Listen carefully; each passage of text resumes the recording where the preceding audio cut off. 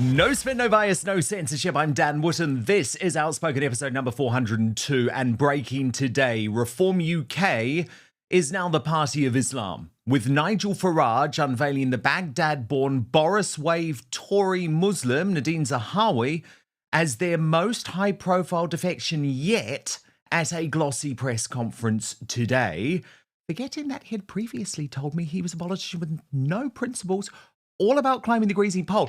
Oh, and Zahawi had also described Farage as a dangerous Nazi. I thought Zahawi had principles. Tonight we learn he's just about climbing that greasy pole, as so many of them are. Very disappointed indeed.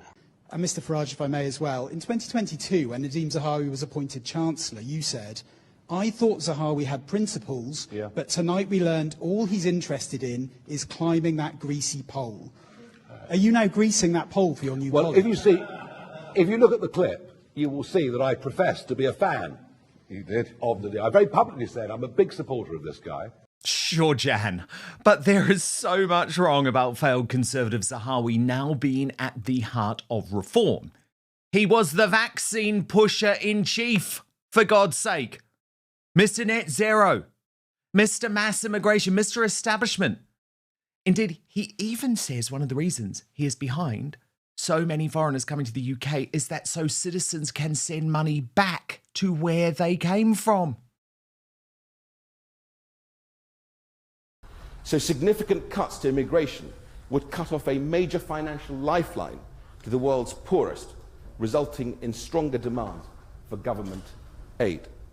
And after ex-Tory Muslim Laila Cunningham with the Islamic tattoo last week, please do not tell me this is now not a deliberate capitulation to Islam. I want to send my good wishes for Eid al-Adha. The Muslim community have been a true force for our efforts to combat the pandemic of COVID-19. Vaccination centres set up in mosques at the very heart of Muslim communities. Meanwhile, we have a lunatic dictator in charge of our disunited kingdom with slippery stomach in all his time, plotting with fellow leftist nutters like Anthony Albanese in Austria to ban X, just like the Iranian Islamic regime, whose overthrow, by the way, he can't be bothered talking about.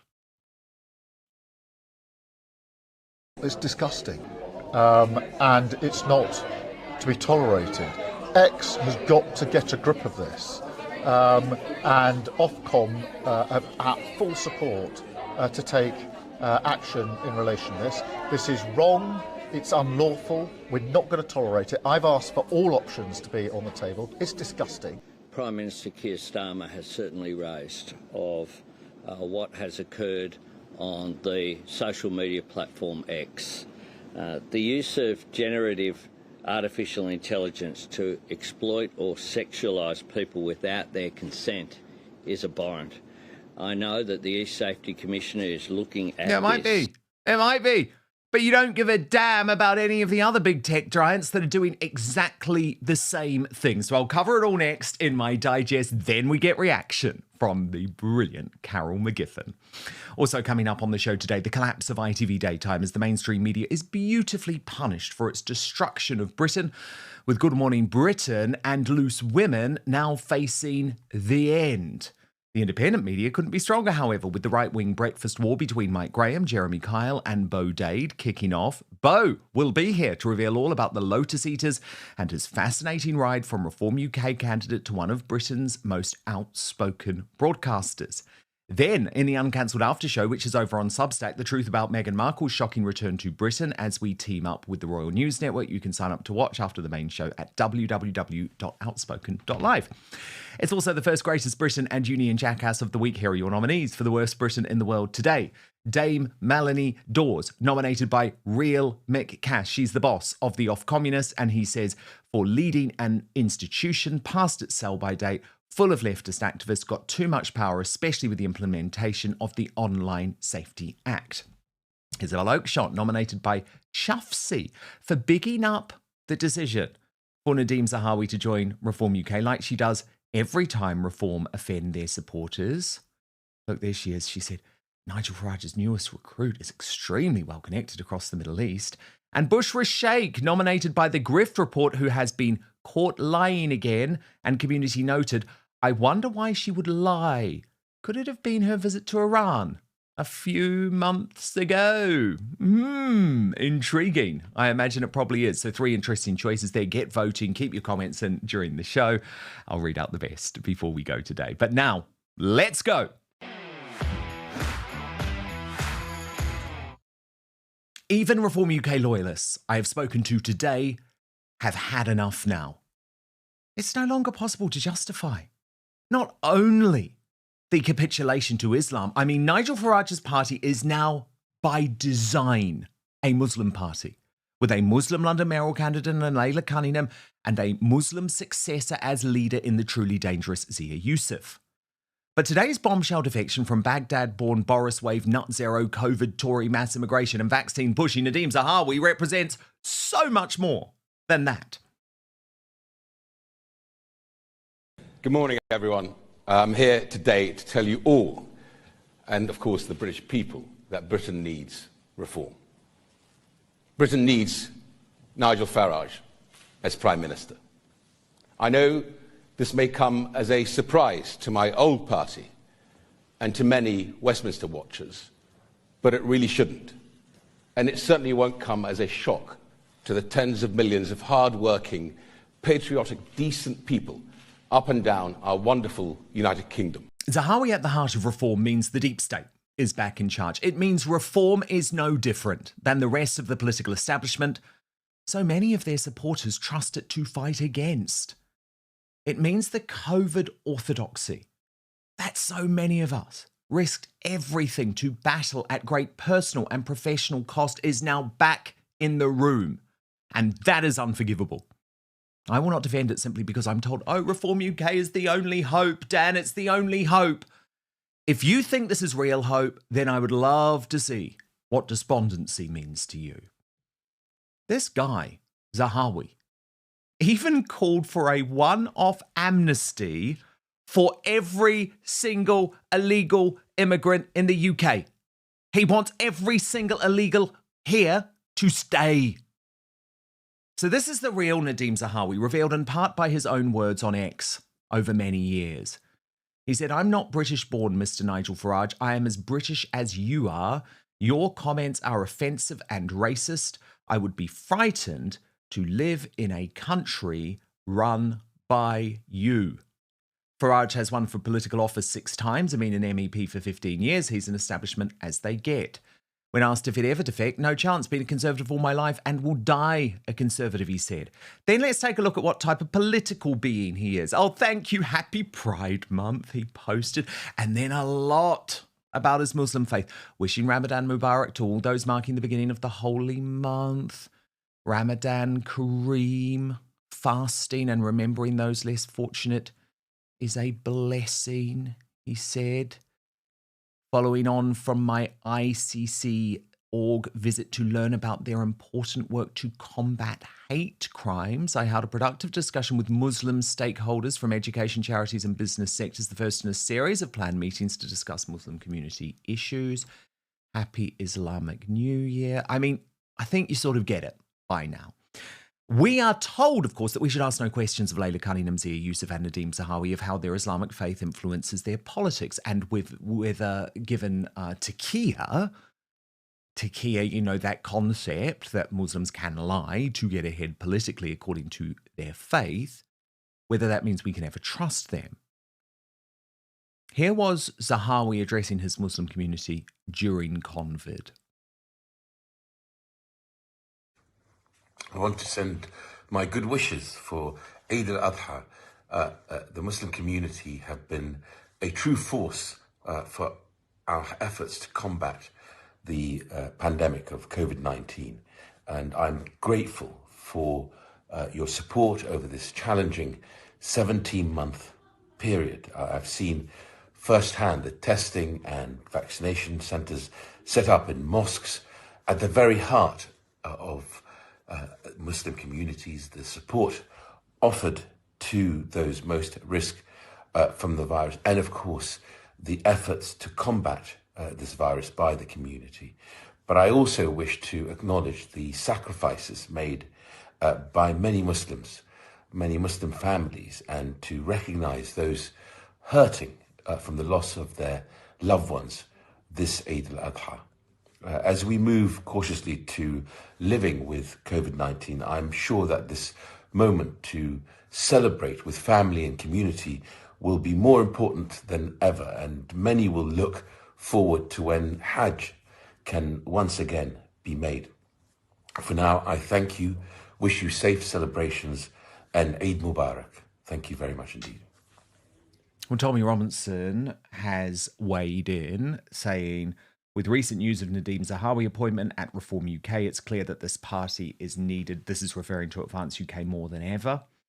A pro-lockdown, pro-forced vaccine mandate Muslim politician born in Iraq should not be part of any party that wants to put British people first. The thing is, Zahawi and Farage are opposed to each other, but their lust for power is undeniable. I mean, this is what Nigel actually told me when I was on GB News about Zahawi.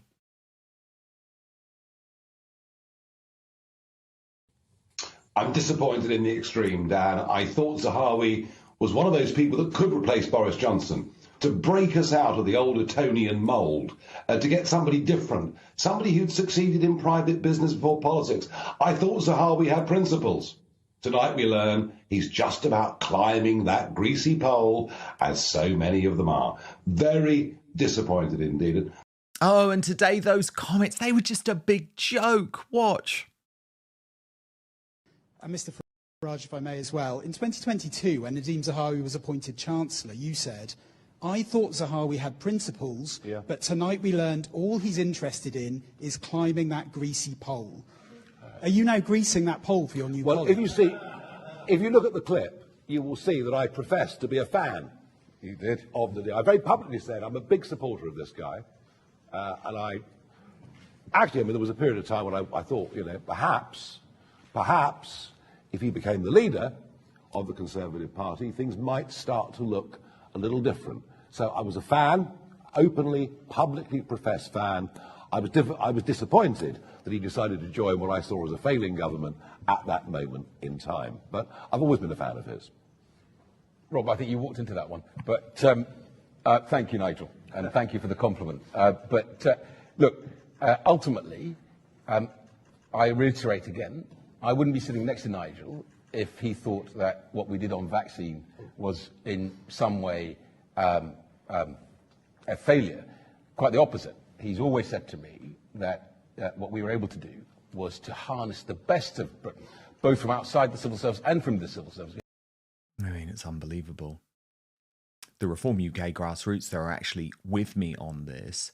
By the way, it seems the reason Zahawi changed his mind on those things that he had claimed in the tweets is because he was denied a peerage in recent months by the Tories over his tax scandal. Thank you, Catherine Forster, GB News. Nadhim Zahawi, a few years ago, you tweeted, I'm not British-born, Mr. Nigel Farage. I am as British as you are. Your comments are offensive and racist. I would be frightened to live in a country run by you. Why the change of heart?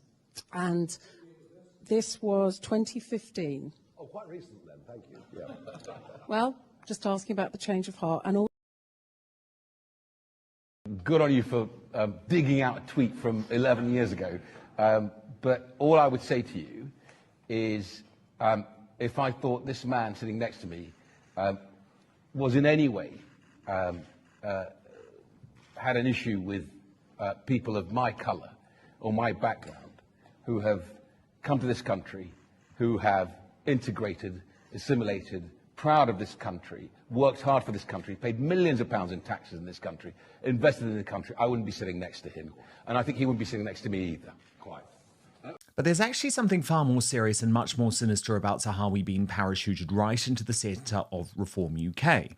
On every major issue for which the Tories destroyed the country, he has been on the wrong side On mass immigration, for example, he has actually advocated for it to continue in order to allow foreigners to send money out of our country and funnel it back to their homeland. The UK remits more than £2 billion overseas every year. Some of the poorest economies, like Somalia, are entirely dependent on money remitted by the Somali diaspora.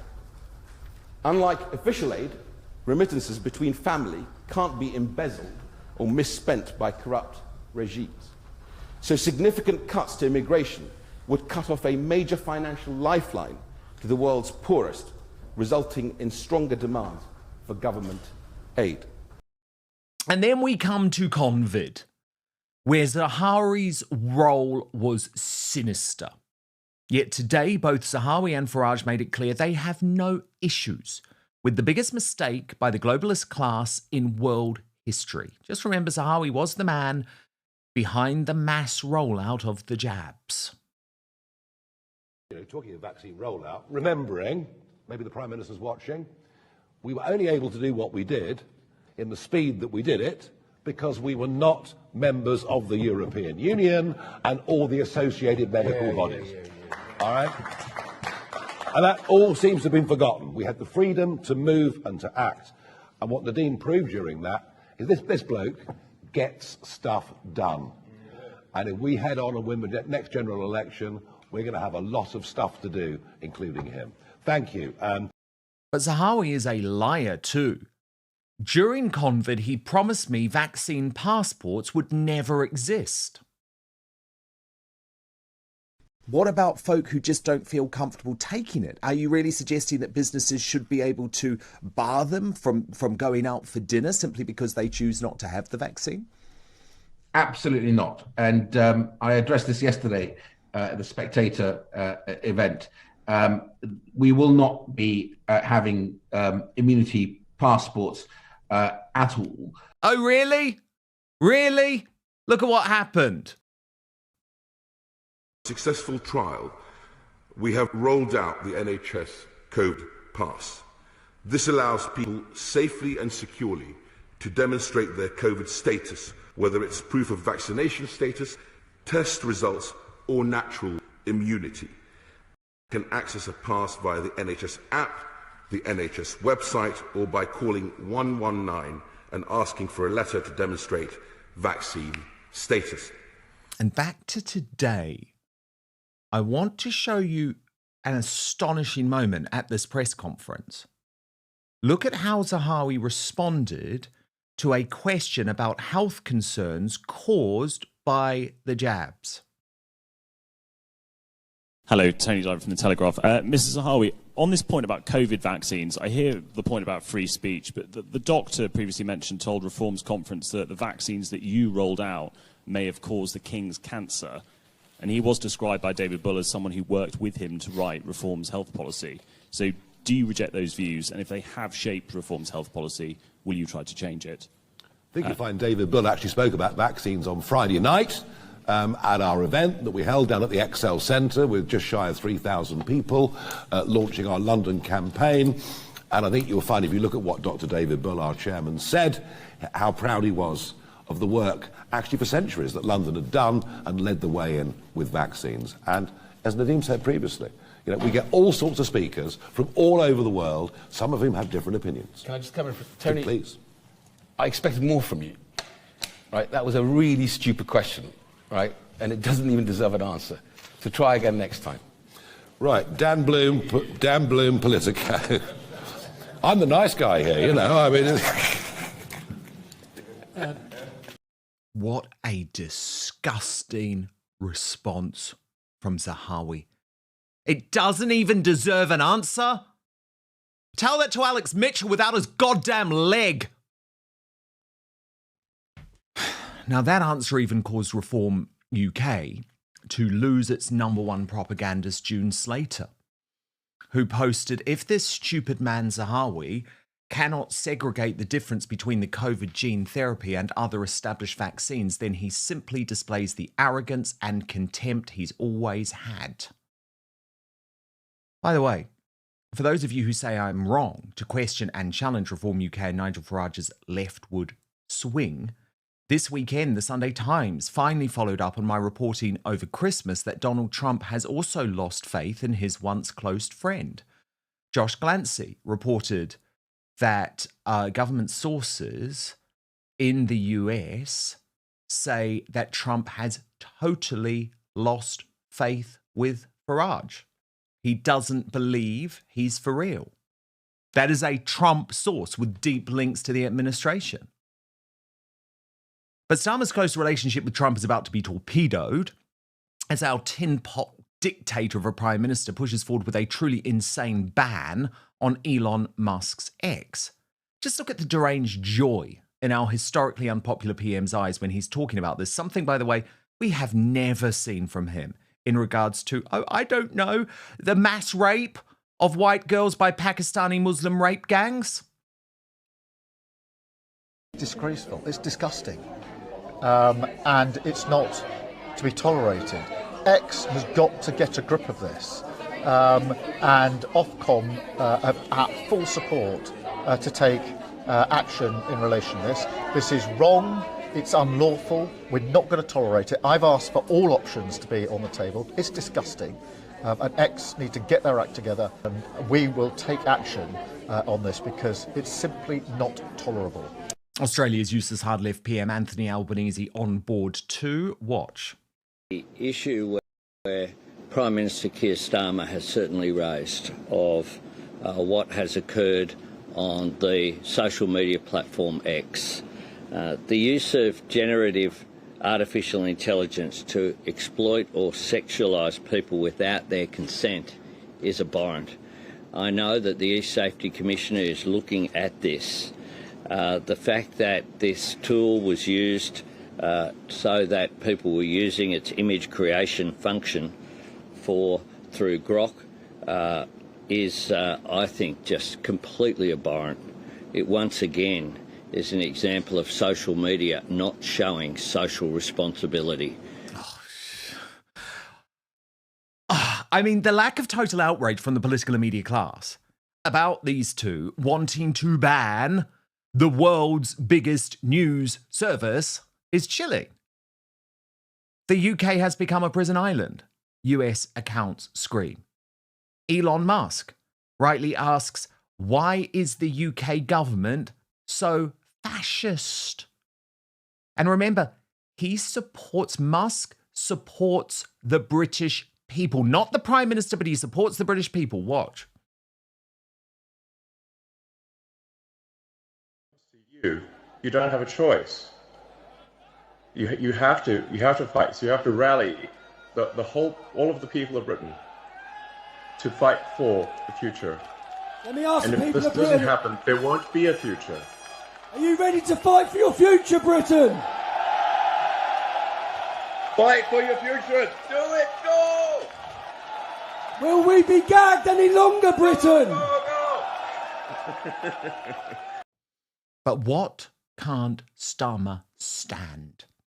The fact that he is exposed to the world every damn day on X, like for saying that climate change is the reason fighting-age Muslim men are travelling to the UK from across the world illegally. As Basil the Great posted, is he lying or is he terminally thick? Musk replied, copying an I find retards, writing, yeah, that's not the reason. Watch. I think we need to look at every aspect of illegal migration, upstream, looking at the causes, which of course are often poverty, climate change, persecution. Look at the causes. But this is super serious. America is already looking at sanctions on the UK for its stance, with Slimpy Starmer today backing the off-communists if they do propose a ban. Rupert Lowe's Restore Britain has promised legal action, announcing having consulted with our legal team over the weekend, we have decided that if Labour does try to ban X, Restore Britain will fight them in the courts. We will fund the legal battle to stop Starmer. And Tommy Robinson has promised street action, writing, if they ban X, we descend on Parliament. This is a truly terrifying time, though. And I hope you agree with me how terrifying it is that the mainstream media aren't talking about this. As Sophie Corcoran spelled out, my government is trying to ban X. They're scrapping jury trials. They're cancelling elections. Britain's becoming the dictionary definition of a dictatorship. We need the likes of Donald Trump to stand up for the Brits and stand up against Starmer and his tyrannical government. And that's why today I also say, shame on you, Kemi Badenoch, the leader of the Conservative Party, for using this moment to propose a ban on social media for all under 16s.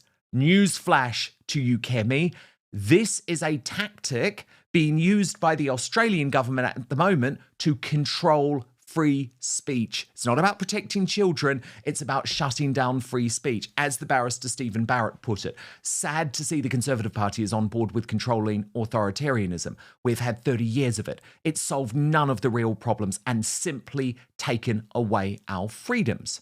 So on this issue, Nigel Farage is actually right. Watch. The thought of banning X from a government that's been attacking free speech and creating a two-tier society in our country, frankly, is appalling. Look, this feature clearly is horrible in every way, distasteful, sick. I get all of that. I know that X today have made some changes to say only paying subscribers can use the service. X will need to go further, but the thought of banning platforms, I mean, what is happening in 21st century Britain? And then the follow-up, you've supported victims of grooming gangs and sexual-based violence. Will you also take a stand against X, as it is allowing these degrading images on their platform? Look, I think the whole grooming gangs scandal, and here we are in London, where it's yet to be uncovered, in the opinion of Reform UK. Of course, what is happening with this capacity on X is monstrous. But banning X is not the answer. Talking to them and saying, we can't live with this, that's the way forward. And then finally, we've seen on X as well some quite abusive comments to Laila Cunningham. And I just wondered what your view is on that, specifically. Yeah, I'm afraid that Laila has had to endure quite a high degree of really quite unpleasant racist abuse. It's horrible, it's nasty. I have spoken to her about it and said, look, just ignore it, keep going, keep doing what you're doing. I'm afraid X is a free speech platform. There are many things that are said on it that are deeply offensive, but that doesn't mean it should be banned. But here's the problem, Nigel. Given who you're bringing in to run your party, I can't take those words seriously anymore. So Zia Yusuf on X posted, never forget Starmer's authoritarian attempts to ban X in the UK are made possible by the Online Safety Act, passed into law by the Tories. But he was quickly humiliated by talk host Peter C. Barnes, who reminded him, this would have more sting if you hadn't welcomed Nadine Dorries, the Secretary of State who introduced the bill to Parliament, to fireworks and a media frenzy about how wonderful she is. Also, Lee Anderson was one of 37 MPs who pushed for the bill to be strengthened. Danny Kruger was a vocal supporter of the bill at the time that it was in Parliament. Recent defector Jonathan Gullis pushed for the bill, as did Jake Berry, Andrea Jenkins and David Jones. So come on. This is a wake-up moment. It is a wake-up moment.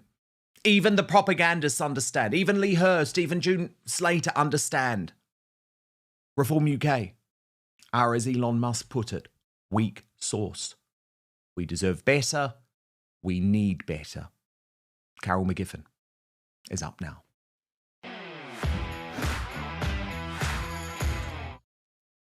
Carol, Nadhim Zahawi, at the heart of Reform UK, the Muslim vaccine pusher-in-chief. I mean, it's done, isn't it? I mean, this is a decision which shows Reform UK is not what lots of people hope it is.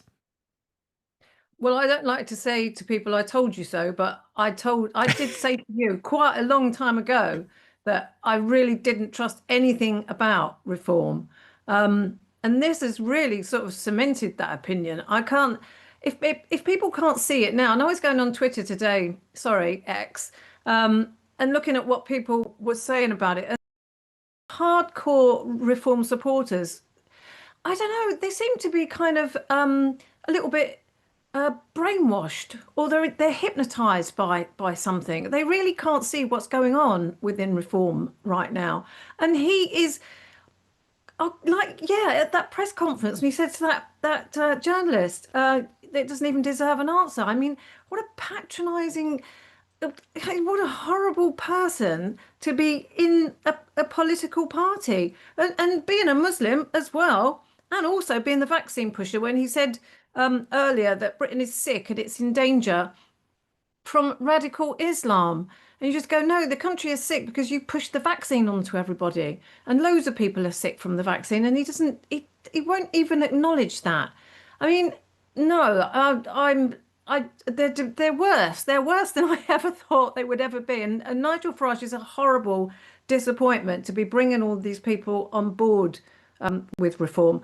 And I don't know, I mean, maybe they will still win the next election because there are still people, a lot of people still saying, well, you know, reform, if we get reform in, then it will break the three-party, you know, the uni party. But they're part of it now. They are part of it.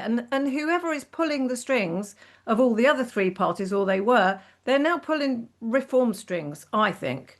So, no. Nigel keeps saying, oh, we need experience. Not experience from people like this. You don't want that experience. That's the whole point. You want outsiders who are going to do the total opposite.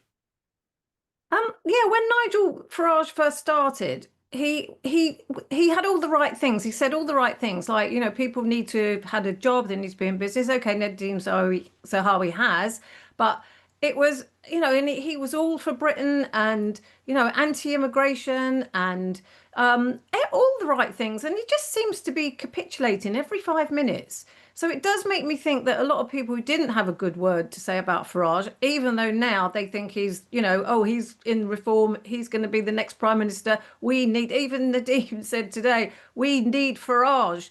It's like, well, a couple of years ago, you wouldn't give them the time of day. Most of them wouldn't even acknowledge Nigel Farage's existence. Well, more than that, Carol, more than that, he goddamn said, you're a danger, and compared him to Goebbels. You know, what changed? Power. They can sniff power. Power corrupts, and it makes me sick. They all make me sick. Watching all of those clips you just played, I was really feeling quite bilious watching it. They are such revolting people. They would do anything to be in power. They would go back on everything that they've said in the past. And it's great that people are going back on their Twitter accounts and searching for things that they might have said. And okay, yeah, I agree. People can change their minds, and the facts change and the opinions change, and you can change your mind. But going that far back is just, it's just so hypocritical. They would do anything. They're all grifters, every single one of them. They've got no integrity whatsoever. The only people that have are Rupert Lowe, maybe, and Ben Habib, actually. That's it. There's no one else to vote for. This lot, they're just like, they're the part of the uni party with a purple tie. And Carol, then you have our tin pot dictator Starmer advocating for a ban on X, empowering the off-communist to ban X. Now, Carol, I had, you know, I always look at the mainstream media during the day, and I had GB News on earlier. And on GB News, one of their presenters was saying, oh, well, maybe, you know, they shouldn't ban X, but they should just ban Grok. The off-communists should just ban Grok. And I thought, do you not get this? You know, they're going to ban you. They're going to ban GB News. This is about control. It's nothing to do with X. It's nothing to do with Grok. So we have to stand up against it. That's not to say that we agree with what these AI chatbots do. But Carol, it's not only on X that they do this stuff. They do it all over the internet. But the government is only targeting X for political reasons because of Elon Musk. They're targeting X because it's a fantastic town square where people can share ideas, find out the truth, and get information. They don't want that. That is what dictators do. They shut down any kind of forum or you know, they want people to stay in their houses. They don't want people to go to pubs. They're closing pubs all over the place. They don't want people sharing ideas. They don't want dissent.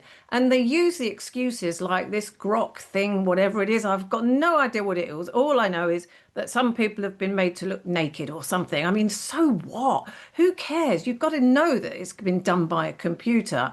But or they use it to say, oh, we've got to protect children, like Australia have banned all social media legally for under 16s. I mean, that's just disgusting. I find that really offensive. And you're right, Kemi Badenoch saying the same thing. We would do exactly the same, the Conservatives are saying. It's wrong. It's so wrong. You can't restrict information that is free. It should still be out there, whether it's right or wrong, whether it's harmful or offensive. It's there, and people should have the right to view and watch it. And as far as kids are concerned, you can't always use we need to protect the kids.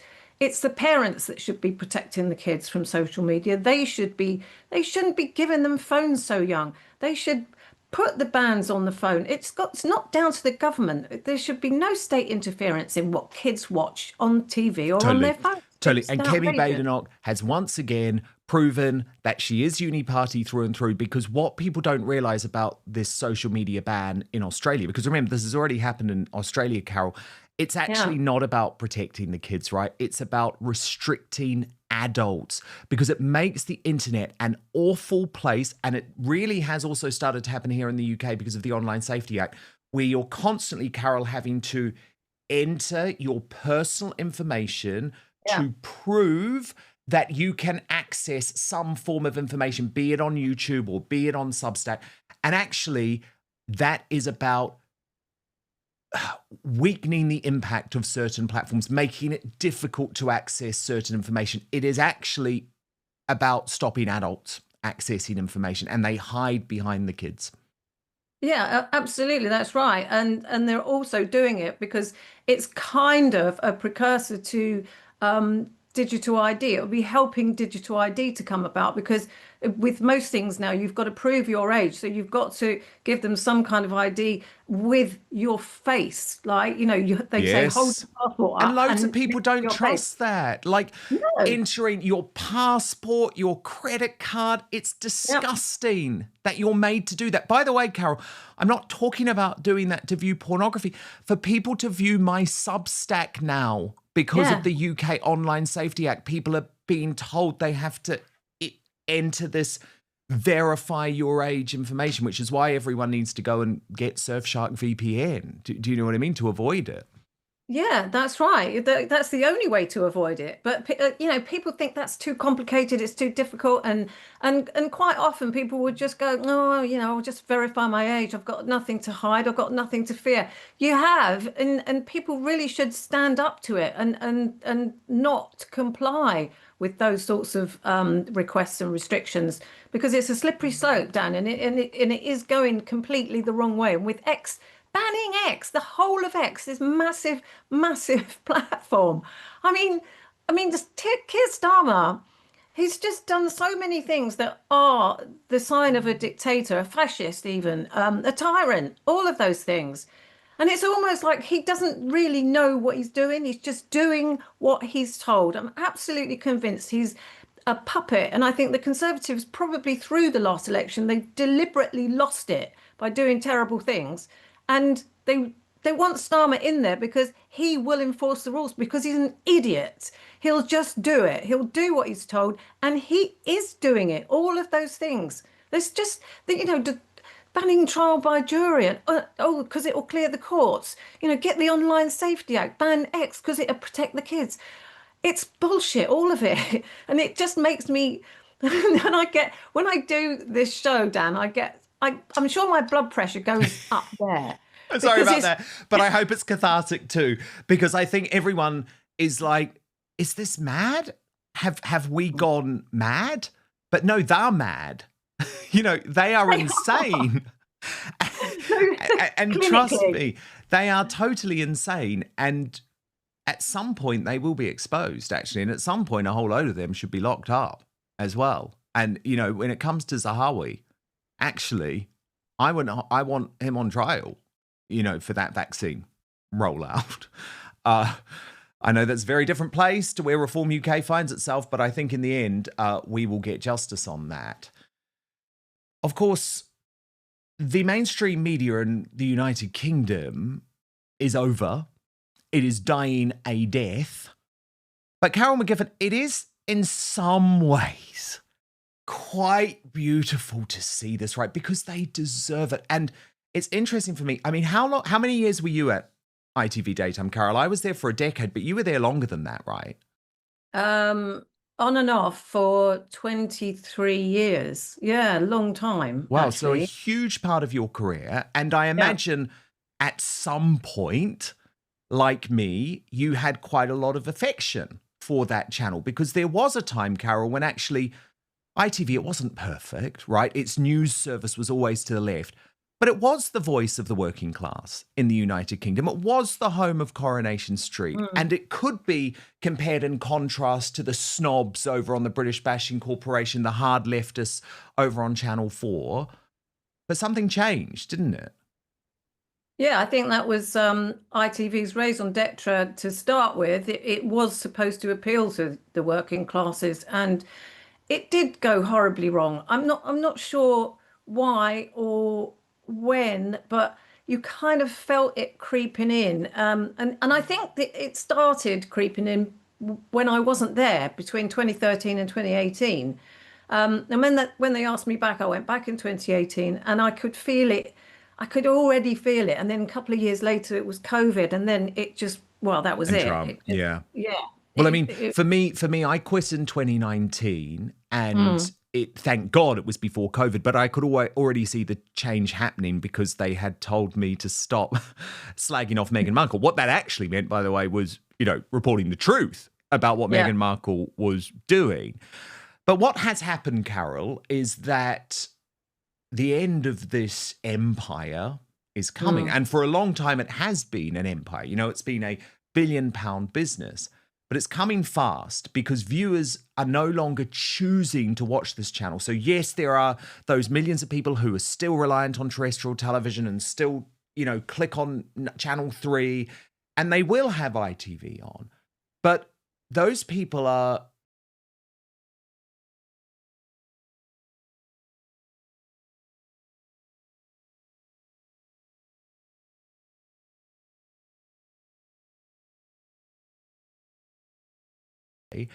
But what that has also meant, Carol, is that the studios themselves have quite literally started to shrink. So Good Morning Britain, Loose Women, Lorraine, This Morning, all of these shows that used to, Carol, be sort of the crown jewel of ITV, now being shrunk into these tiny little studios. And I think even though they hope viewers don't notice this, it does represent, Carol, what is going on at ITV. Yeah, it does. And it's quite, in a way, it's quite sad to watch. It's a bit kind of tragic because you can see it. When I've been watching a couple of episodes of Loose Women, and without the audience, and I know there was no audience in COVID, but this, you can tell this is like, it's just cut price. It's a small studio. It's a tiny desk. Again, they had a tiny desk before, and it just looked ridiculous. And there's no audience. There's no atmosphere. And it's difficult. It's quite difficult to do a show like that when it's always had that sort of interaction with the audience and support and, stuff going on in the breaks and everything else. It's really difficult to do like a panel talk show. And it made me a little bit, it kind of made me sad. And you're right. You can see everything being cut back. You can see people's like hair being a little bit different because they haven't got the staff in the back room doing the makeup and the hair, or not enough staff, or people. Some people on Loose Women I know for a fact bring in their own hair and makeup glam squad, which probably must cost them more than they get paid to do the show. But I do find it a little bit sad, and I don't know why they don't just scrap the whole lot of it. It's like we're watching it die in real time. And actually, the Daily Mail has been talking a lot about what's going on behind the scenes, McGiff. It's quite interesting. Let me just show you this article from the newspaper's showbiz editor, Katie Hine, who seems to be more concerned about Susanna Reid's hair, which maybe is slightly missing the point. But there was some really interesting colour in this, Carol. I'll take you through it and then get you to respond. So she reported loyal viewers of ITV's much-loved Good Morning Britain will have noticed a few differences to their breakfast viewing this week. And of them, most instantly obvious, perhaps, was its host Susanna Reid's hair. As the normally exquisitely groomed Susanna made her on-screen routine return after 2 weeks off for Christmas, one couldn't help but notice her traditional, perfectly coiffed blow-dry had been replaced with a less bouncy do. The reason, ITV insiders tell me, it's all down to the financial bloodbath at the broadcaster, which has led to more than half of its behind-the-scenes staff being axed. Those cutbacks mean that Susanna has lost her own dedicated hairdresser and no longer gets as much TLC from the remaining hair and makeup artists as she once did, as G&B now have to share their backstage resources with ITV News. Indeed, the loss of Susanna's blow-dry is just one element of the dramatic cost savings ITV have made to its daytime stable, which they announced last summer. All 4 of its core daytime programmes, G&B, Lorraine, This Morning and Loose Women, were effectively ripped to shreds, with more than half of the production staff made redundant. G&B was merged with ITV News in a cost-saving exercise, which means its news gathering is shared as well as their studio in central London. As well as this, Lorraine, This Morning and Loose Women all now have the same editor, Vivek Sharma, whose last role was executive editor of the disastrous Channel 5 show Steph's Packed Lunch. That was axed for low ratings. ITV have also moved out of their plush studios in White City, West London, to a much cheaper and much smaller location at the Hospital Club in Covent Garden. It means that Loose Women, which will now only be on air for 30 weeks a year rather than 52, no longer has its usual rambunctious live audience because there is not enough room in its new, very cramped home. And that's not all. There's no space for. This week, there was anger from some of the Loose Women presenters as they no longer have their own dressing rooms in the new bougie studios. It's quite a contrast to their former home of White City, where they would often be seen skipping along the building's vast corridors. It's incredibly chaotic behind the scenes, says my insider. The space for all 3 shows, Loose Women, This Morning and Lorraine, is downstairs in the basement, so 3 different sets are all crammed into one place. This means that backstage the dressing rooms are limited. There just isn't enough space, especially when there are 4 women getting ready to be in front of the camera at the same time. It's not an ideal situation at all. They've all just been told to make it work and to try their best. It's been a huge come down from their time at White City, where each show had its own studio and backstage areas like dressing rooms and meeting rooms. There have been some meltdowns. Plans have been in place for some time for the breakfast programme to share resources with ITV's wider news operation. This is in terms of Good Morning Britain, but retain its own dedicated staff who are expected to plan and produce the output each day. As one long-time staffer explained, the truth is, you can't make a quality live news show without the right resources, and so many job losses and budget cuts is going to make it impossible. The quality of the guests will drop because there aren't enough people in the planning team to secure them and book them, and there will be fewer people to travel to the scenes of major news stories. Everyone is feeling it. Even the main presenters know it. They're worried they'll have to improvise and ad-lib. Oh, shock, horror. They're not going to be told what to say on their little auto cues, Carol. And the source said, if you told my colleagues and me this would happen when G&B launched, we would have all thought it was crazy. We are now worried about what is coming next. Well, look, Carol, they should be worried about what is coming next. You're over. You are annihilated. I mean, I'm just going to be honest with you. Susanna Reid, Ben Shepherd, Ranveer Singh, Mr. Sharia Law himself, Adil Ray. There is no place for you in this independent world without an auto cue. Like, good, go ahead and try. Like, try it. I'm not, everyone is welcome, but they wouldn't cope. They wouldn't cope. And I don't know, Carol, you might take a different view, but I struggle to have sympathy for the Loose Women who are having a meltdown because they don't have a goddamn dressing room. Like, get over it. No one's watching. You know, if no one is watching your show, if more than half the audience has turned off, things have to change. You're finished. Look, I loved a lot of the Loose Women, but I can imagine how hilarious it is backstage at the moment, because when we were at White City, there were proper dressing rooms always allocated usually to the same person, and people, if they didn't get the usual dressing room that they preferred, there was always like an uproar. I mean, and now they have to share a dressing room. It's just absolutely brilliant.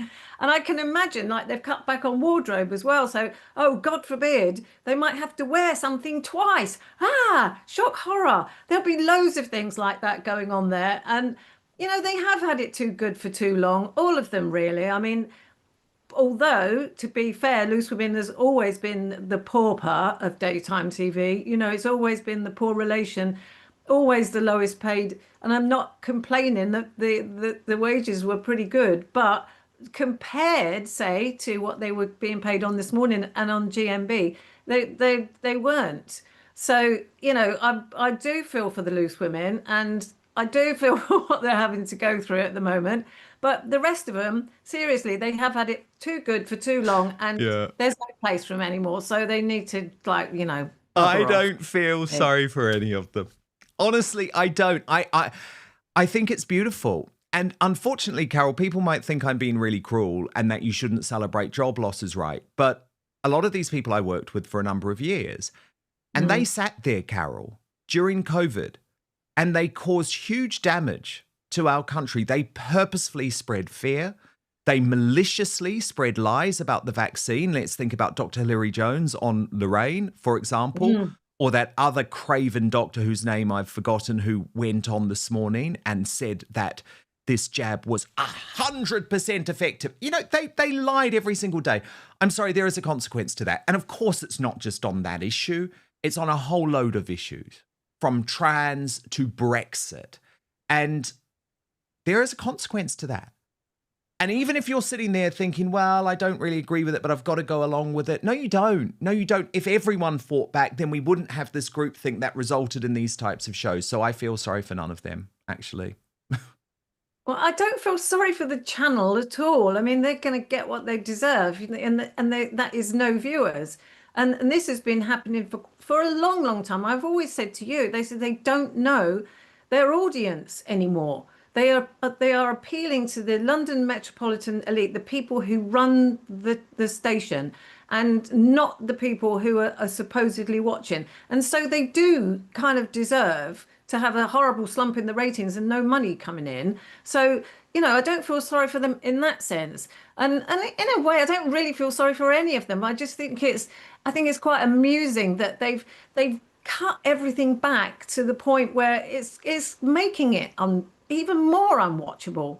And I'm sure people still have contracts now, even though Loose Women's only on for 30 weeks, you know, they'll still have contracts for those 30 weeks. So they will have to keep going and keep flogging those dead horses. I still find it a little bit sad, but you're right. The channel deserves it. Absolutely. But, you know, some people don't personally deserve it. That's all I'm going to say. Okay. I'll give you that. You're being nicer than me today, Carol.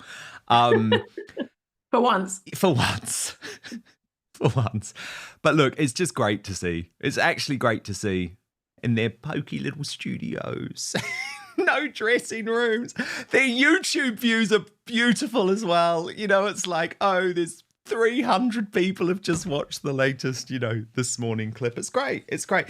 Look, these shows were a big part of the British fabric of life. And there was a time when actually This Morning was doing great stuff. Look, they used to have Katie Hopkins on all the time. And sure, she was debating with interesting lefties, but that's, I think, what ITV should have been doing. And it changed and it went woke and now it's broke and I shed no tears for it. But Carol McGiffin, thank you so much for being here. There is life after Loose Women, as your career proves. We will speak very soon, Carol. Thank you so much. But now it's time for the uncancelled interview.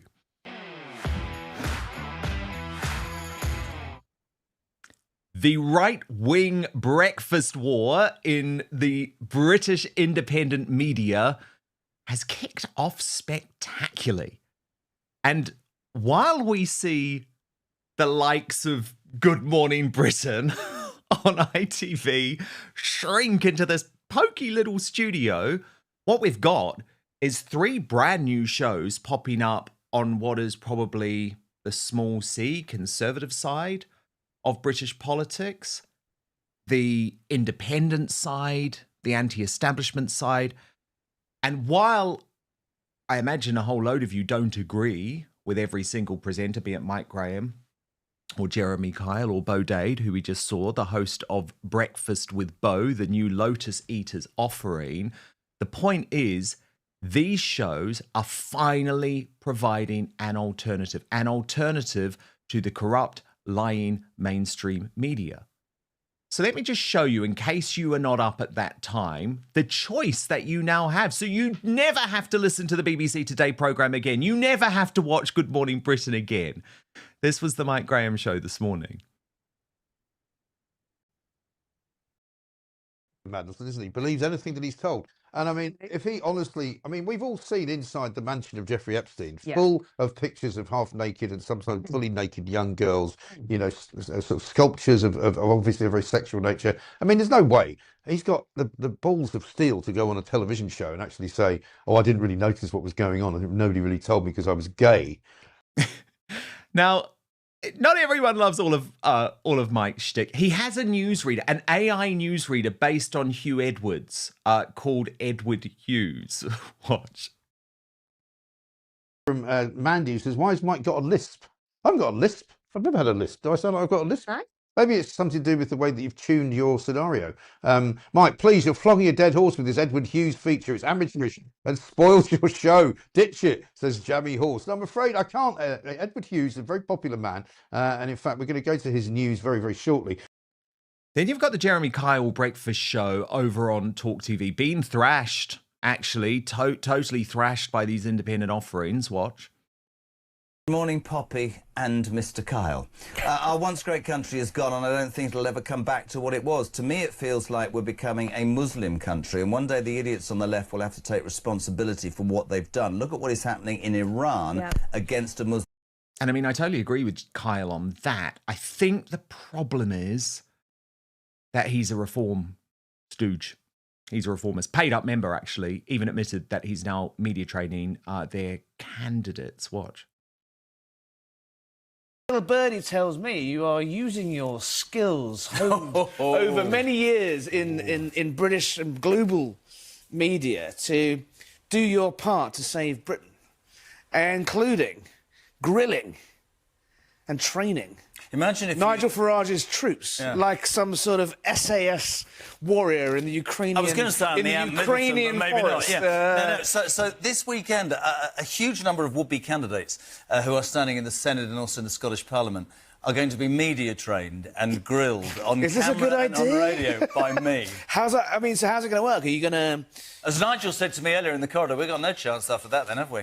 So you feel like you're ready to serve, you're ready to take this, you know, do your bit for the party, including, as you say, sort of do what, some mock interviews, and Absolutely. Are you weeding out the, you know, because the problem with Reform have had, like Brexit Party before them and UKIP before that, they do let a lot of wackos slip through the net. Then you've got Breakfast with Bo. New live breakfast show offering from Lotus Eaters, and certainly much more alternative to Mike Graham and Jeremy Kyle. Here was Bo's take on Iran this morning. Replacing the regime in Iran would be replacing it with sort of, you know, the GAE, the Global American Empire, which is Zionist adjacent or Zionist captured, something like that. It's like it's all BlackRock that's funding it. It's all like the insane liberal of like transgenderism and all the worst bits of the West. That's what would be replacing a solid conservative regime. So unbelievably, not unbelievably, it's close, it's not unbelievable, but some people, even on the right, are not in favour of this, and think that most of the news that come out of on the mainstream media is just sort of Israeli propaganda or US propaganda. So that's the full spectrum of thoughts and feelings on this. Now, it has been a right-wing breakfast war. These three shows launched on the same date. Bo is quite amused by that. He posted on X, turns out I'm in some sort of direct competition with Jeremy Kyle and Mike Graham for the most based breakfast show. Luckily, I'm by far the most based. I mean, the barely based. And there is some long-running history between the Lotus Eaters and Mr. Mike Graham, who, when he was part of the commercial mainstream media, was pretty critical of their shtick. So look at that. Look at that. Mike posted, "I am a big shot. You're nobody. Have some respect, you little twit. Then maybe you can get in the queue." And after Mike was sacked from Talk TV, Bo responded, "Mike Graham is a big shot in the dole queue." So, Bo, great to have you. I'm loving what you're doing at breakfast. I thought it was super smart, actually, the fact that Lotus Eaters launched this show on the same day as Mike Graham and Jeremy Kyle. Are you going to tell me that it was just a total coincidence, Bo? Yeah, I am. First of all, thank you for having me. Great to have you. Having me on. Yeah, I wasn't aware. We'd had this planned. We talked about it at Lotus Eaters for ages. Like 3 years, we talked about it. And we'd had it queued up to start in December. And then for various technical boring reasons, we decided we'll push it back to the beginning of the year in January. So it really was. I honestly had no idea till someone atted me on Twitter saying, Jeremy Kyle starting a breakfast show that same day. And I was like, I didn't know. And then I found out Mike Graham's doing it as well. So yeah, it absolutely wasn't like a deliberate, conscious decision to try and compete with them. So yeah, so God's tell honest me truth. about this history between the Lotus Eaters and Mike Graham. Like, lots of people might assume that you were sort of natural bedfellows in a way. Why is there this beef? Oh, good. Well, I mean, it's not really much of a beef. It's pretty minor drama in the scale of things. It's nothing really. I mean, the cut and thrust of Twitter. Yes. Right, you're a Twitter man. Yes, it's a cut and thrust. It's one giant royal rumble of everyone sniping each other. Really, that's what Twitter is, right? Most of the time, all it was, if I even recall properly, Mike Graham had a dig at Connor. Connor Tomlinson. Connor Tomlinson, don't you? From Yes, I do. GB News days. So he's a regular here, actually, on Outspoken. Yeah. He's been on fire the last few months. Good lad. And he used to work at Lotus Eaters for quite a while. And one day he was just in some sort of beef with Connor. And I don't know what it was about. God knows. I think Mike Graham had to pop him out of nowhere. And a bunch of the Lotus Eaters lads just pile on, having a dig back at Mike Graham. That's it. That's all it was, really. There's no more to it than that. I mean, personally, I think Mike Graham's had a couple of really poor takes. But beyond that, he's all right. I mean, I certainly haven't got any personal animosity towards him. Like, real personal hatred or anything close to that, but so it just is what it is, I mean, I have loved this, I have to be honest, because I think Lotus Eaters are definitely originals in this space, and I have huge respect for everything that people like Carl Benjamin and all of you have done. Likewise, Maya Tusi, who is an original in this space, currently doing incredible reporting on Iran, which is going all around the world. But I also think it was important for some of us sort of mainstream guys to have our cancellation moment come into the market. That is something that has happened in America for quite some time, and actually offer true alternatives over the course of the day. Do you know what I mean? So, because, I want to be able to wake up in the morning desperately and not have to switch on the BBC, not having to switch on ITV, not having to switch on even GB News and talk, to be honest. And, I do consider them part of the mainstream now. But for a while, maybe the independent offerings were a bit more ad hoc, if you see what I mean. Yeah. One thing before I talk about that, just quickly to say, the clip you showed of me from this morning's show, that wasn't actually my opinion. I was saying that I was trying to lay out the broad spectrum of opinions from far blown, like hard line anti Ayatollah opinions, all the way to the most far right griper opinion. So that opinion that I said there, all about like Zionism, America being Zio adjacent and stuff, that's not actually my opinion. I was just saying what some people say. So just want to make that clear. 100%. Okay. So yeah, your question, independent media. I mean, Lotus Eaters truly is sort of independent. We haven't got the only sort of editorial oversight we've got in any way is Carl Benjamin, and he's extremely light touch. There's essentially no editorial guidelines. It's like, try and keep swearing to a minimum. Don't say something crazy, right?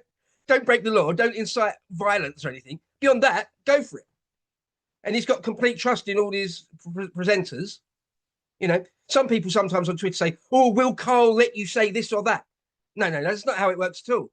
That's not how it works at all. He just lets us, he knows us very well, all of us, like 5 or 6 of us, and just lets us go. He's got full confidence in us that we're not going to do anything crazy, say anything crazy, and that's it. Yeah, so it's much more sort of unvarnished, uncut. Right, again, as long as we don't say anything that's actually insane, we're trying not to get ourselves completely yeeted off of YouTube. Beyond that, just be honest, just be real, just be authentic. But one of the great things about Lotus Eaters is you don't all agree on everything identically. And at the moment, for example, with some of these debates about, civic nationalism versus ethno-nationalism, I was watching an interesting exchange the other day. I think it was between Nick Dixon and Carl. And, everyone has their own nuanced opinion, but none of these opinions are being discussed, even on GB News, at all. Yeah. That's another thing, to give credit to that Saga of a cad fella, that Carl Benjamin, to give him credit. He absolutely doesn't mind people disagreeing with him.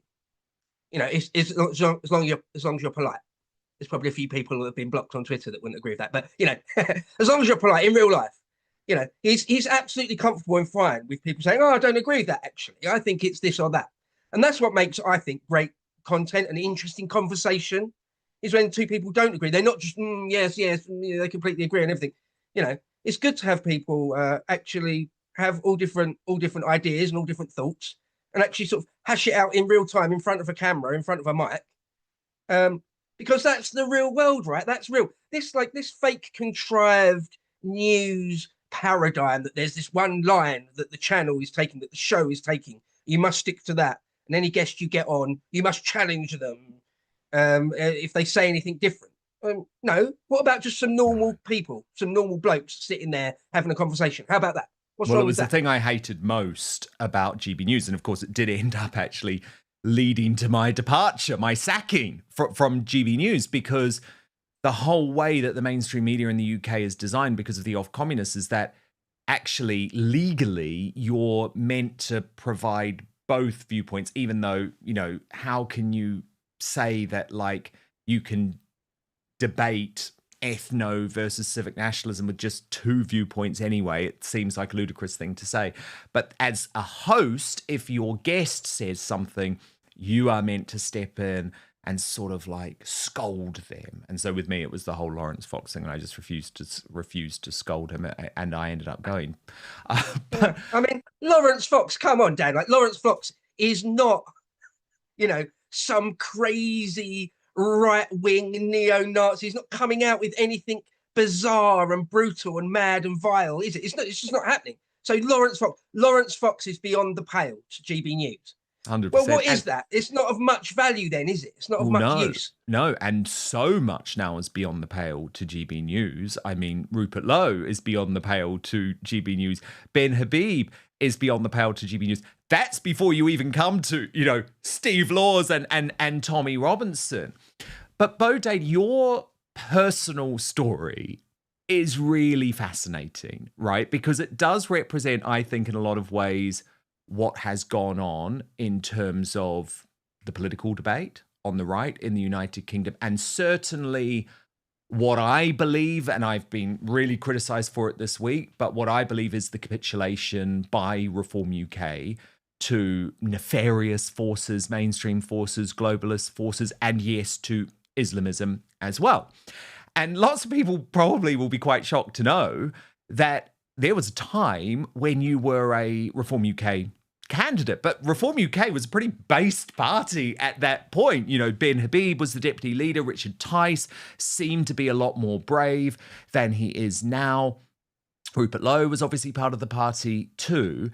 And then this cretinous organisation called Hope Not Hate, which is run by a fake news merchant called Nick Lowles. Nick Lowles, by the way, who actually should have been arrested and charged probably if you look at the Lucy Connolly rules of engagement, because during the so-called riots, he actually said that Muslims had been acid attacked. And my belief is that directly led to violence on the streets, something that Lucy Connolly's post never did.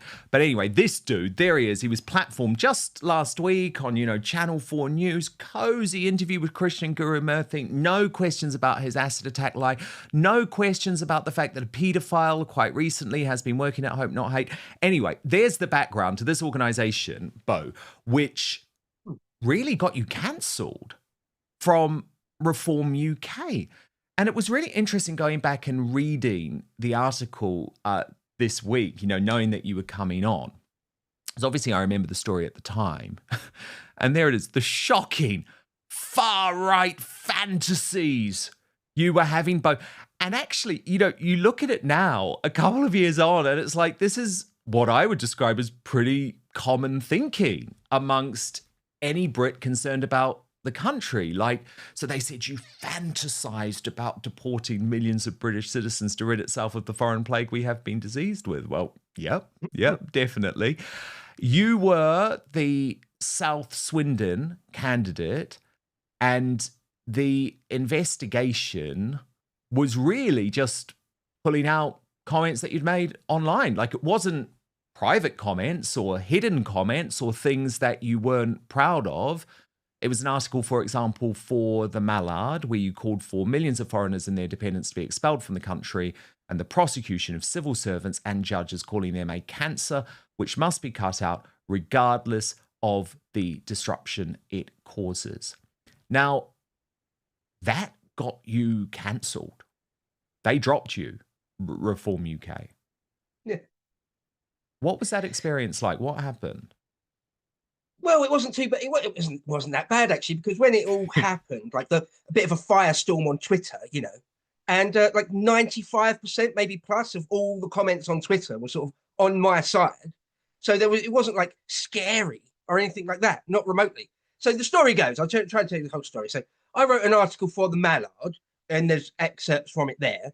And I've written very, very similar things for lowtoseaters.com, talking about mass remigration and that there are millions of people here that shouldn't be, and on and on and on, and that we should get rid of civil servants and judges and all sorts of things, right? Stuff that's not really that, I don't think, or a lot of people don't think is all that extreme. In fact, it's entirely necessary. In fact, it's actually quite a clement way to deal with this invasion that's happened to this country. Right. So I wrote these things and published them openly on Lotus Eaters or on the Mallard or whatever. There's nothing secret about it. And so what happened was I did an interview with Richard Tice on Lotus Eaters. This is back before Nigel was the leader, quite a long time before, a year or more before Nigel was the leader. It was back when Reform were polling at 2%. Right. So Richard Tice came on Lotus Eaters. I did a little interview with him, a 40-minute interview or whatever. Off the back of that, some other senior person, I can't even remember their name, some sort of middling person at Reform said to me, they approached me, they said, would you like to stand at the next general election for an MP? And I thought, well, all right then. I was almost certainly not, definitely wouldn't win. Almost certainly come third. It turns out the Reform candidate in South Swindon did come third. And so it'll be a paper candidate, but do you want to do that? And I was like, sure, I've never harboured dreams of becoming an MP, but I was like, yeah, sure, all right then. So that happens, and then a few months later, further down the line, I get my little rosette, I'm in little groups with the other local Wiltshire candidates and stuff, and closer to the general election, Hope Not Hate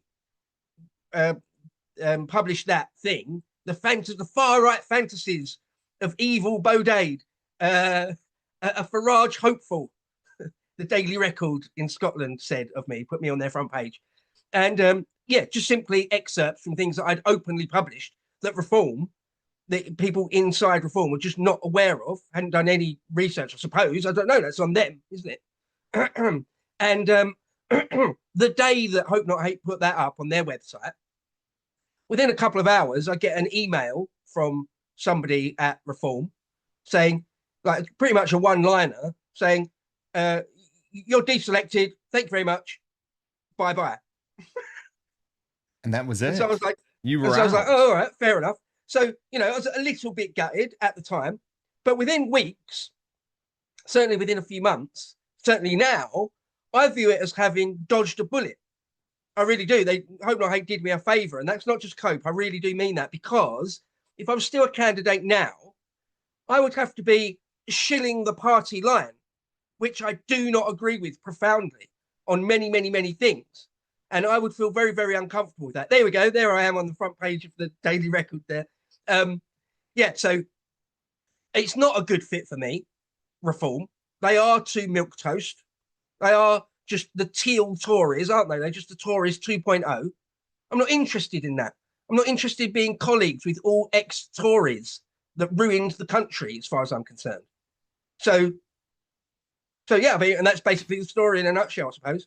And I mean, now they have gone on a really odd path, because I was still happy to say publicly, I'm very honest, at the last election, I still voted for Reform UK. I mean, I did have concerns, right? But I'll always vote for a party that I consider the best choice, and I'll be honest about it. And at that point, of course, you still had Ben Habib in the party. I was a huge fan of Rupert Lowe, actually, who was running in Great Yarmouth, which is where my dad grew up. So I always thought, gosh, Great Yarmouth needs a Reform UK MP. So I was very openly campaigning for Rupert Lowe. But at that point, I had been booted off GB News. I didn't have the launch of my show. So I really, this was all done on X.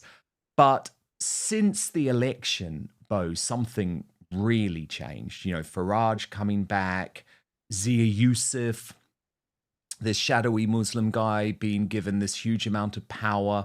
And now we've seen, just in the past few days, Laila Cunningham being chosen to run against Sadiq Khan. Now, for me, that's a capitulation to Islamists. I mean, she denies that she is an Islamist herself, but she has this Islamic tattoo on her forearm, which she hasn't explained properly, in my view, of a crescent moon.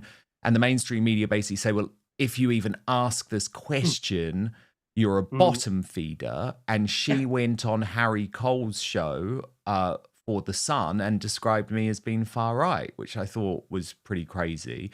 And then Nadhim Zahawi, now, the, you know, sort of Muslim, Baghdad-born, COVID vaccine pusher, amnesty for all illegals. He wanted them all to be allowed to stay, parachuted into the heart of Reform UK. So is it recognizable to the party you knew? What do you think this is about? Like, is it just political expediency, or is there actually, as I believe, some type of capitulation to Islamists going on?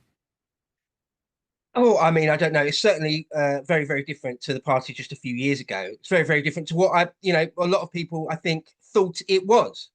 I mean, having that Zahawi guy in now, I mean, he's an Iraqi person. Okay, he's an Iraqi person. It's as simple as that. He is like one of the worst traitors. All those people like that, people like James Cleverly, Suella Braverman, Preeti Patel, on and on and on. All those people are traitors to my nation, as far as I'm concerned. They committed unbelievable crimes against this nation and these people, as far as I'm concerned. They've condemned us through mass migration to a sectarian nightmare, an unbelievable, unprecedented crime in the entire history of these islands, these people like him. And that's not even touching on like the vaccines and things. Another unbelievable crime, a crime, in my opinion.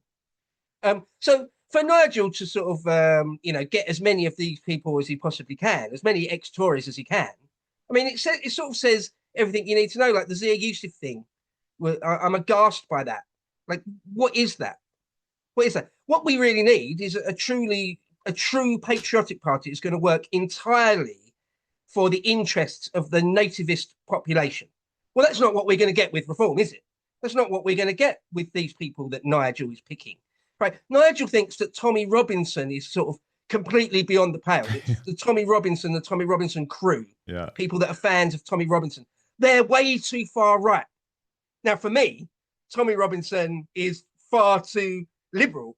Well, I was going to say, that's not the debate on the right, is it? It's like Farage is now so removed from the debate on the right of British politics, but maybe that's where he wants to be, Bo. And actually, I do want to come to the whole Steve Laws versus Tommy Robinson thing in just one moment, because, of course, you had Steve Laws on one of the shows that you host, which is really interesting.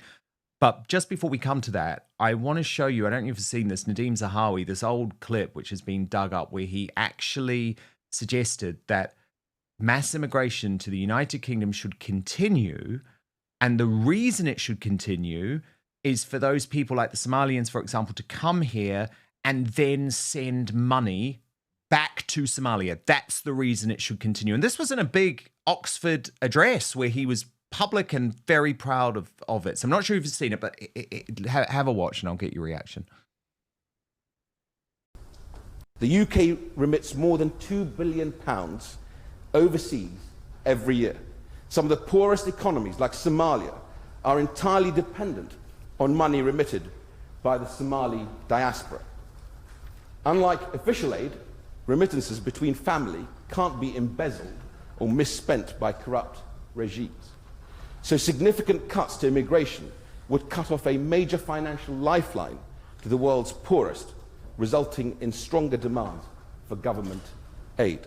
Now, Bo, in my opinion, that's more than just changing your mind on a policy, right? That is a fundamental world view.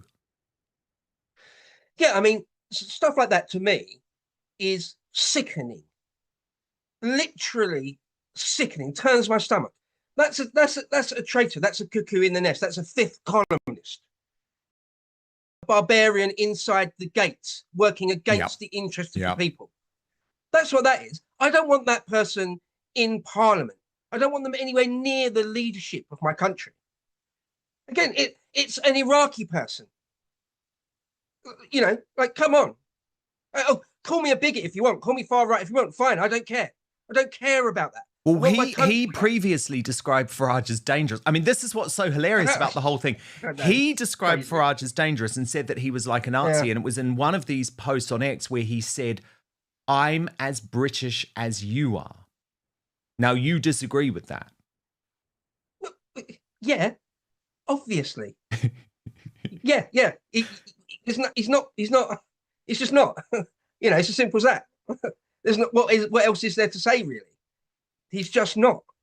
And you had this debate with, well, not even a debate, actually. It wasn't a debate. I watched the whole thing. It was really interesting. It was a discussion with Steve Laws, who obviously had that very combative interview with Andrew Gold, where actually I came away thinking, gosh, like, I agree with Steve Laws more than I do with Andrew Gold, who I think is a really terrible person, actually. But here's just a little bit of that discussion.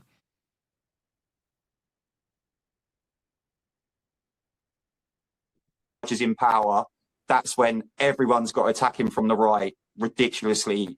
Think how bad we attack now. We've got to double those efforts, and then some more, and to the point where Farage will be forced to either step down or implement what we want. Either way, there will be a hell of a lot of weight in terms of activism and potentially other parties breathing down his neck, because everyone's going to want a piece of that once the two-party system's broken.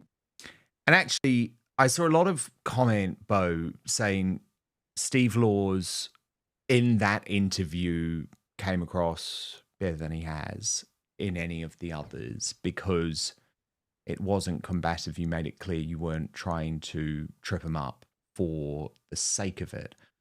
But it does show you, doesn't it, just how totally out of touch Farage is with where lots of us on the right are going. I mean, I'm not in the Steve Laws camp in terms of, you know, deport Father Calvin Robinson, for example. Like, I'm not there.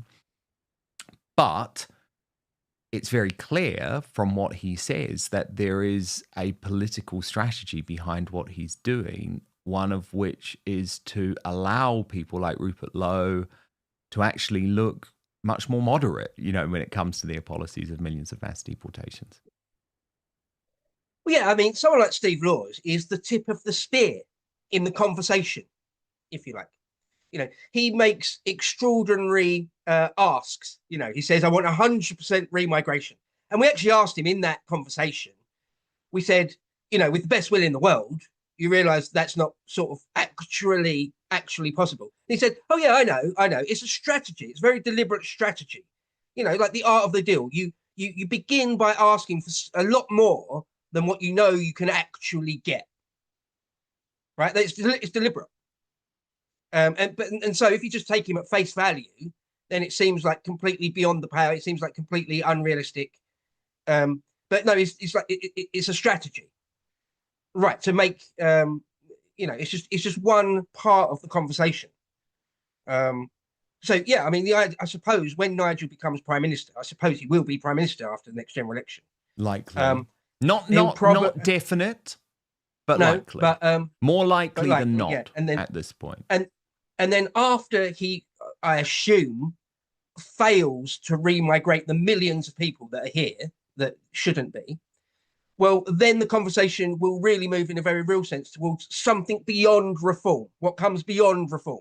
If it's something Rupert Lowe does, like an actual patriot or actual nationalism, where a party that works in the interest of the nation. Is that so hard? Like, is nationalism such a dirty word that we can't have a party that actually works in the interest of the natives? I mean, 100%. I mean, that's the thing. I don't sign up to a definition apart from being a nationalist, and I'm more than happy to have the debate. I think the debate needs to be had, and actually, I think this is where the conversation is going to move to, and why shows like yours are so important, and organizations like the Lotus Eaters are so important, because increasingly you look to these channels, and obviously I was the launch presenter of GB News, and we really hoped that it was going to be, or I really hoped that it was going to be, a true alternative, a true force. But how can you even take seriously now a channel that won't have Ben Habib, Rupert Lowe, Tommy Robinson, Katie Hopkins even on the channel, let alone considering even mentioning a name like Steve Laws? So actually, it is going to be the independent media, isn't it? As Tommy Robinson often says, and I know you've got your issues with him, but as he often says, actually the growth of the independent media is going to be one of the big factors in shaping the future of British politics. Yeah, no, I mean, we've had Tommy on a couple of times on Lotus Eaters. Carl has spoken at a Tommy rally and stuff. Yeah, I mean, you say, how can you take a channel like GB News, for example, seriously? Well, you can't if you want it to be genuinely authentic. I mean, it's a containment project, just like reform itself. 100%. It's an exercise in containing the real conversation. That's just, of course, exactly what it is. There's no other way really to describe it if you're honest. Nope, GB News is a containment operation. It is. But so is Reform UK. And it's been really interesting today seeing a lot of people who are good people, and I understand these people who say, but Dan, it's like, it's our only hope, and we've just got to get Starmer out, or we've just got to get, Khan out in London. But it's like today they're like, oh God, this is bad. Well, this is bad. They've got a fair point, because what other real alternative is there? Like, I even after being deselected and treated like a piece of trash by Reform, I still voted for them at the last general election. Yeah. And at the next one, if Rupert Lowe doesn't form a party, through gritted teeth, much to my chagrin, I should probably vote for them again, simply because there's no other alternative. Yeah. Like, the realistic option to get like the local Labour MP out that will be the Reform. Well, people have candidate. to strategically vote, don't they? I mean, I hope there'll be a couple of seats where, like, Advance UK or Restore Britain, certainly, like if you're in Great Yarmouth with Rupert Lowe or wherever Ben Habib chooses to stand, you'd hope that they would be, we could strategically focus on some seats. But you're right, we're all going to have to strategically vote, because trust me, they're going to do it on the left. But look, Bo, so brilliant to have you. And Breakfast with Bo, we can watch at 8 a.m. every weekday live on the Lotus Eaters, including, by the way, the Lotus Eaters YouTube channel, right? That's right, yeah. So you can go to the lotuseaters.com website, or there's just the podcast of the Lotus Eaters on YouTube. 500,000 plus odd subs in. So yeah, it's on there live, 8 a.m. Greenwich Mean Time, 5 days a week.